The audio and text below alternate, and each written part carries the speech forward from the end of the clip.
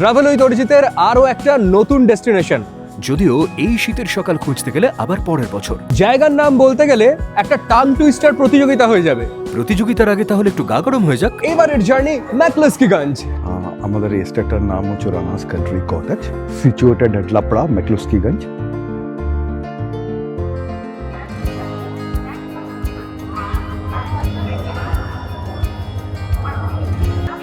One 8615 আমরা যাচ্ছি হাওড়া থেকে রাঁচি ক্রিয়াযোগ এক্সপ্রেসে। 9:10 হাওড়ার নিউ কমপ্লেক্সে 22 নম্বর প্ল্যাটফর্ম থেকে ছাড়ছে ট্রেনটা। আর এবারে আমাদের জার্নি এসি 2 টায়ারে। আর যেহেতু এজেন্ট দিয়ে কাটিয়েছিলাম, সো দ্যাট মোটামুটি সবকিছু নিয়ে পার হেড কস্টিং করেছে 1000 টাকা, ওই প্রায় 1000 টাকা। আর ডিস্টেন্স অ্যারাউন্ড 420 কিলোমিটার। হাওড়া থেকে 15টা স্টেশন আমরা ক্রস করব আর রাঁচি পৌঁছবো সকাল 5:40, মানে সেটাই শিডিউল্ড। এইবার রাত্রিরে কুয়াশা টুয়াশায় কি হবে সেটা তো বোঝা যাচ্ছে না, তবে সেই আপডেটও চলতে থাকবে। কাঁটায় কাঁটায় ঘড়িতে 9:10 আর ক্রিয়াযোগ এক্সপ্রেস তার ক্রিয়া শুরু করলো। আমাদের জার্নি শুরু হলো টুয়ার্ডস রাঁচি। রাঁচি শহর থেকে প্রায় 60 কিলোমিটার দূরে অবস্থিত এই জনপদ আজও তার ঔপনিবেশিক ধাঁচের বাংলো, চার্চ এবং নিস্তব্ধ পরিবেশের জন্য পর্যটকদের কাছে বিশেষ আকর্ষণীয়। তবে এই ম্যাকলস্কিগঞ্জ কিন্তু সবসময় শীতকালের জন্যই শ্রেয়।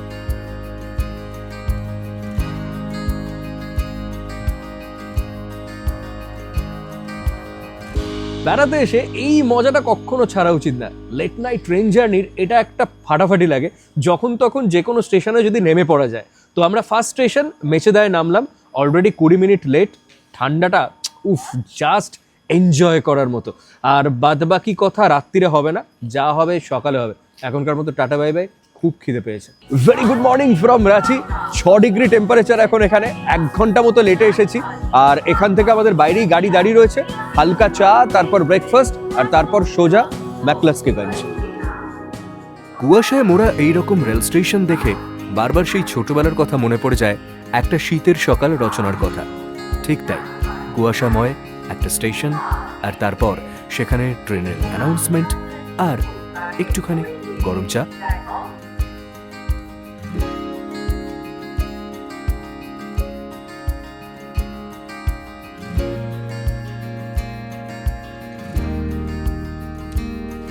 রাঁচির সিটি থেকে এবার আমরা বেরিয়ে হাইওয়েতে উঠেছি। আর হাইওয়েতে ওঠার যেটা মেন কারণ সেটা হলো চা খেতে নামা। এই চাটা এই সকালবেলা ভীষণ দরকার। ঘড়ি বলছে অ্যারাউন্ড ওই 7:45 মতো। তো চাটা খুব দরকার। তারপর একবার ব্রেকফাস্টের জন্য দাঁড়াবো, তারপর সোজা আমাদের যেখানে গন্তব্য ম্যাকলস্কিগঞ্জ। এই সময়ে চা যে অমৃত তুল্য সে আর বলার অপেক্ষা রাখে না। চলো, এরকম একটা চায়ের দোকান হলে আশা করা যায় চাটা খেতেও ভালো হবে।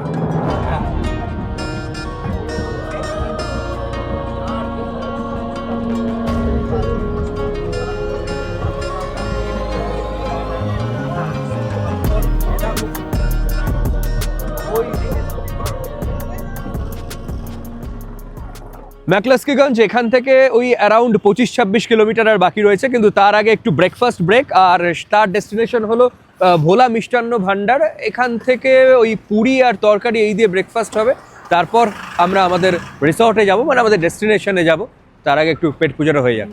ইউজুয়ালি 1930s এরকম সময় আর্নেস্ট টিমোথি ম্যাকলস্কি, যার নামে ম্যাকলস্কিগঞ্জ আর কি, সে ইউজুয়ালি একটা অ্যাংলো ইন্ডিয়ান বিজনেসম্যান ছিল, কলকাতাতেই থাকতেন। সেখান থেকে কিছু পয়সা কড়ি তৈরি করে ও দেখে যে যেহেতু অ্যাংলো ইন্ডিয়ানরা most of them employed at রেলওয়েতে সেই সময়, মানে তখনও আমরা তো ফ্রিডম, মানে স্বাধীনতা পাইনি আর কি। তো উনি এই সময় এখানটা এসে এই জায়গাটা ওনার খুব পছন্দ হয়, যেহেতু direct railway connection from Kolkata. Station was Lapra. আর এখানে তখন স্টিম ইঞ্জিন চলতো, একটা স্টিম ইঞ্জিনের পাম্পিং স্টেশন ছিল লাপড়া স্টেশনে। ট্রেনটা এসে অনেকক্ষণ দাঁড়াতো। আশেপাশে অনেক জঙ্গল, ওয়েদার ইজ ভেরি গুড, অনেকটা স্কটল্যান্ডের ওয়েদারের মতো। আর রাঁচি থেকে 70 কিলোমিটারের ডিস্টেন্স, সামনে রাঁচি আছে। তখন এটাকে দেখার পরে ও কি করলো, রাঁচি যারা রাজা ছিল তার আন্ডারে এই লাইনটা ছিল, এখানে ম্যাকলস্কিগঞ্জ, মানে তখন পার্টিকুলারলি 3টে গ্রাম উনি অ্যাজ এ লিজ নেন আর কি। তার মধ্যে একটা হচ্ছে লাপড়া, একটা কনকা, একটা হ্যাসলং। আফটার ব্রেকফাস্ট আমরা যাচ্ছিলাম আমাদের ডেস্টিনেশন ম্যাকলাস্কিগঞ্জে। তো তার আগেই আমাদের যিনি পাইলট তিনি বললেন যে নাকটা পাহাড় বলে একটা ফাটাফাটি জায়গা পড়ে, সেটা আগে দেখে নিন। তো আমরা এখন নেমেছি নাকটা পাহাড়ে, এবং এখানে ওই দেখা যাচ্ছে আমার পেছনে নাকটা পাহাড়। আর একদম টপে পৌঁছতে গেলে, মানে টপ ভিউ যদি পেতে চাই, তাহলে 1 কিলোমিটার হাঁটতে হবে।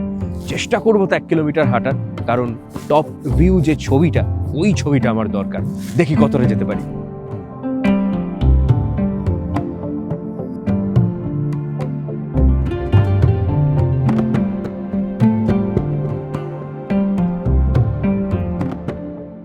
যেটা বলছিলাম যে নাকটা পাহাড় থেকে যে রাস্তাটা দিয়ে গিয়ে আমরা একদম ওপরে যেতে পারবো, সেটা মোটামুটি ওই 1 কিলোমিটার মতো ডিস্টেন্স। আর এটা এরকমই রাস্তা আপাতত যেটা দেখছি, মোটামুটি ঠিক আছে, খাড়াই ঢালাই করা রাস্তা, কিন্তু আরও উপরে গিয়ে কি হবে সেটা বুঝতে পারছি না। তো পাইলট যিনি ছিলেন উনি বললেন যে মনে হয় পারবেন না অত দূর, নিচ থেকেই দেখে নিন। এইটা শুনে মনে হলো এত সহজে হাল ছেড়ে দেবো, তাই একটু ওপরে ওঠার চেষ্টাই করছি। রাস্তা যদি এরকম থাকে তাহলে উঠতে কোনো অসুবিধা নেই। আর আশেপাশে তো আরও একটা বিষয় লেখা রয়েছে যে প্লাস্টিক বর্জন করুন, পরিবেশকে পরিষ্কার রাখুন। লেখা তো রয়েছে, কিন্তু রাখতে পারছি কতটা, এটা অ্যাটলিস্ট আমরা যারা আসছি তাদের আরেকটুখানি দায়িত্বপূর্ণ হওয়া উচিত। রাস্তার কিন্তু নেচারটা বদলালো। যেটা নিচে দেখে মনে হচ্ছিল কোনো ব্যাপারই না, ওপরে এসে একটু এবার তো মনে হচ্ছে হ্যাঁ পাহাড়ি রাস্তার সেই ফিলটা পাওয়া যাচ্ছে। তবে না যাওয়ার মতো এখনো কোনো কিচ্ছু দেখা যাচ্ছে না, বরং উল্টে আরও ভালো লাগছে যে সেই মেঠো পথ, চারধারে জঙ্গল, আর ওপরে পাহাড়ের হাতছানি। এবার কিন্তু ব্যাপারটা বেশ অন্যরকম, থ্রিলিং, অ্যাডভেঞ্চারাস। কতটা উঠতে পারবো বুঝতে পারছি না, এইরকম একটা হাইট এবং এইরকম একটা এবড়ো খেবড়ো বিষয়। চেষ্টা করছি যতটা পারা যায় আর কি।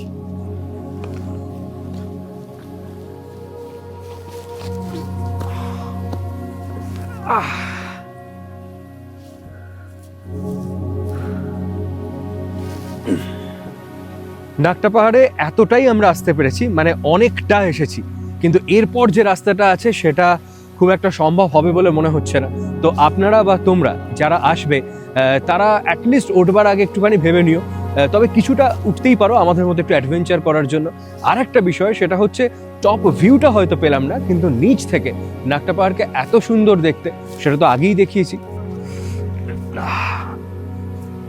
নাম্বার রাস্তাটা অনেকটা এরকম, আরও বেশ কিছু জায়গা ছিল যেগুলো তখন ভিডিও অনই করতে পারিনি। কিছু জায়গা তো বেশ বসে বসে নেমেছিলাম, এখন একটু ঠিকঠাক নিজের পায়ে নামতে পারছি আর কি। এইটুকু মিশনই থাকুক। হ্যাঁ, এবার ঘরের ছেলে ঘরে ফিরছে, না মানে ঘরে ফিরছে মানে রিসর্টে ফিরছে, কিন্তু সেই চেনা রাস্তাটা পেয়ে গেছে। চেনা ছন্দ লাইফের। তো গাড়ি ওয়েট করছে, কিন্তু পাইলট যেটা বলছিলেন সেটা কিছুটা সত্যি হলো। বাট প্রথম থেকেই যদি না আসতাম তাহলে তো অ্যাডভেঞ্চারটা হতো না, তাই না? তো চলো এবার যাই গাড়িতে। আর এখান থেকে মোটামুটি বোধ হয় 10-12 কিলোমিটার দূরে আমাদের রিসর্ট। তারপর রিসর্টে গিয়েই কথা হচ্ছে। ঠিক আছে, টাটা। লাপড়া, কনকা, হ্যাসলং, তিনটেকে লিজ নেওয়ার পরে এবার সেটাকে একটা কলোনিয়াল সোসাইটি থ্রো করলো, অ্যাংলো ইন্ডিয়ান। তারপরে সেটাকে দিয়ে একটা অ্যাড করলো কলকাতাতে, যে তোমরা অ্যাংলো ইন্ডিয়ানরা যেটা মনে করো, মানে বেসিক্যালি অ্যাংলো ইন্ডিয়ানরা ব্রিটিশরা পছন্দ করতো, আবার অ্যাংলো ইন্ডিয়ানরা এদেশি লোকেদের পছন্দ করতে পারতো না। ওরা মধ্যেখানে ওই না ঘরকা না ঘাটকা অবস্থায় ছিল। তো ওদেরকে একটা অ্যাকোমোডেট করে ওদেরকে লার করা হলো যে তুমি এখানটায় আসতে পারো, এখানে তোমাকে অল্প পয়সায় জমি দিতে পারি, আর এই জায়গাটা তোমরা নিজেদের জায়গা হিসেবে করতে পারো, যেখানে অ্যাংলো ইন্ডিয়ানরাই সব কিছু হতে পারবে। এরকম একটা অ্যাড করাতে তো যারা কিছু অ্যাংলো ইন্ডিয়ান কলকাতা থেকে এসে, মোস্ট অফ দেম কেউ রেলওয়েতে কাজ করে, কেউ রিটায়ার্ড, তারা এসে ছোট ছোট জায়গা কিনে এখানে আস্তে আস্তে বাংলো তৈরি করে থাকতে শুরু করলো। তো এইভাবেই ব্যাপারটা হলো। তারপরে যখন অ্যাংলো ইন্ডিয়ানরা আস্তে আস্তে জায়গাটা একটু তৈরি হলো, তৈরি হওয়ার পরে ম্যাকলুস্কি 1933-তে পাস্ট অ্যাওয়ে, 33 या 35 যখন চলে গেলেন, তার অনারে এই তিনটে জায়গার নাম, মানে তিনটে গ্রাম বেস করে ম্যাকলুস্কিগঞ্জ নাম দেওয়া হলো।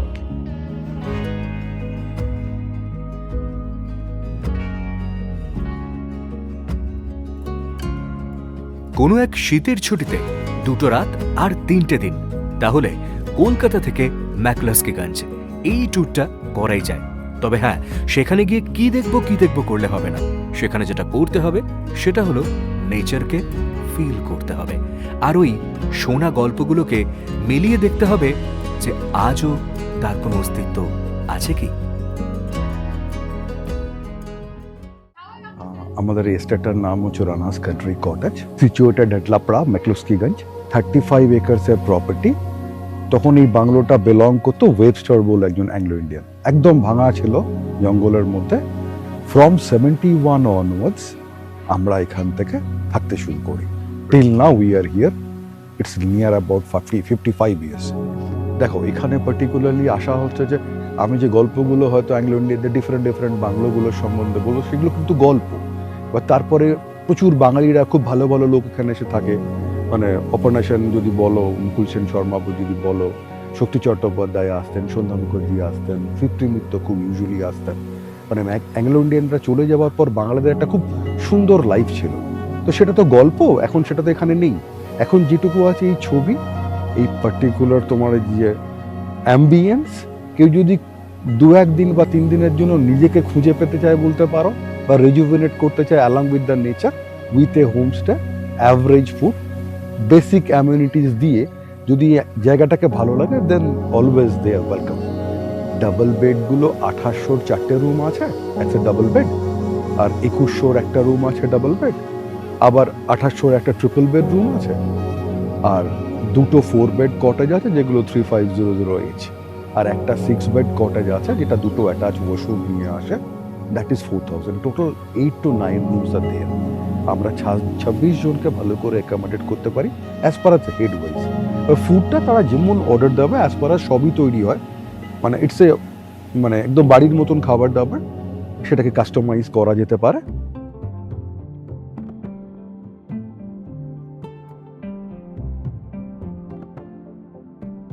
নেক্সট শীতে আপনার প্ল্যান যদি থাকে ম্যাকলস্কিগঞ্জ, তাহলে রানার্স কান্ট্রি কটেজে আপনি থাকতেই পারেন।